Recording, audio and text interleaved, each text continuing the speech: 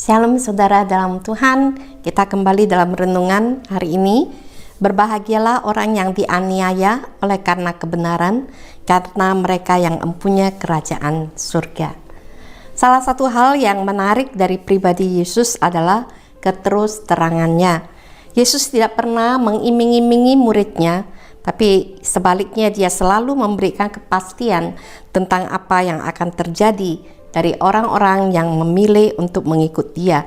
Contohnya sudah ayat yang sudah kita baca tadi.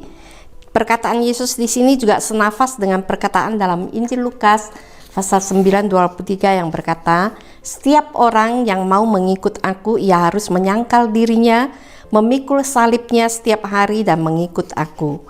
Salib adalah suatu yang amat penting bagi kekristenan.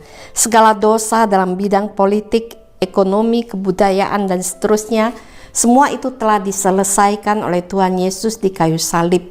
Saliblah yang mengubahkan tatanan politik, ekonomi, kebudayaan, dan bahkan dunia ini. Salib bukan hanya mendatangkan perubahan, melainkan juga mendorong kita untuk bersaksi. Kalau kita tidak dapat bersaksi, ini mesti ada sesuatu yang tidak beres. Kalau kita tidak berani bersaksi, itu pertanda bahwa kita belum diubah oleh Tuhan. Sebab orang yang telah diubah hidupnya oleh Tuhan, ia tidak bisa tinggal diam. Ia ingin selalu pergi bersaksi. Lebih dari itu, salib juga mendatangkan penderitaan. Yesus telah menderita oleh karena dosa kita. Itulah artinya salib bagi Yesus.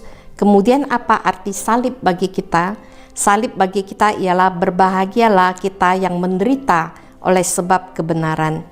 Kalau masuk penjara karena korupsi atau menipu, itu bukan salib. Tetapi kalau kita masuk penjara karena menyaksikan Injil, itulah salib. Yesus telah mati karena kita, maka kita pun harus rela menderita demi kebenaran, demi Injil, demi Dia yang hidup. Saat kita hidup baru dalam Kristus, kita memiliki perubahan dalam sikap dan perbuatan, bahkan giat bagi Tuhan. Dunia tidak suka melihat perubahan kita dan menganggap kita gila. Maka karena ini kita yang tidak mau kompromi, mulailah kita diserang dan dianiaya karena kita tidak lagi milik dunia. Sekiranya kamu dari dunia, tentulah dunia mengasihi kamu sebagai miliknya. Tetapi karena kamu bukan dari dunia, melainkan aku telah memilih kamu dari dunia, sebab itulah dunia membenci kamu.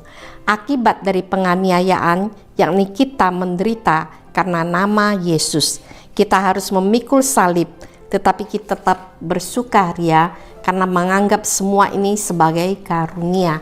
Seperti dalam 1 Petrus pasal 2 ayat 19-25, Sinang berkata, sebab karena kasih karunia, jika seseorang karena sadar akan kehendak Allah menanggung penderitaan yang tidak harus ia tanggung. Jika kita dapat bersukacita dalam menanggung penderitaan demi Yesus, maka kita telah mencapai puncak kerohanian yang sehat.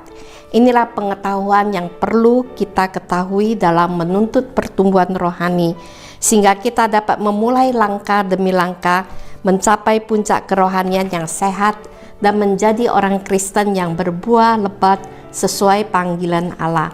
Berbahagialah ini adalah kesejahteraan dalam seluruh aspek kehidupan kita karena hubungan pribadi kita dengan Kristus dan firman-Nya, menerima kerajaan Allah yang meliputi kasih, perhatian, keselamatan, dan kehadiran Allah hari lepas hari.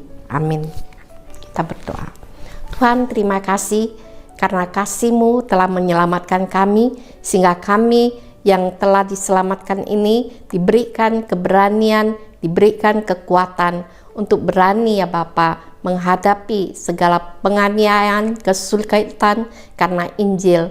Karena kami tahu Injil telah mengubahkan setiap kehidupan kami. Terima kasih Bapa, dalam nama Tuhan Yesus kami berdoa. Amin.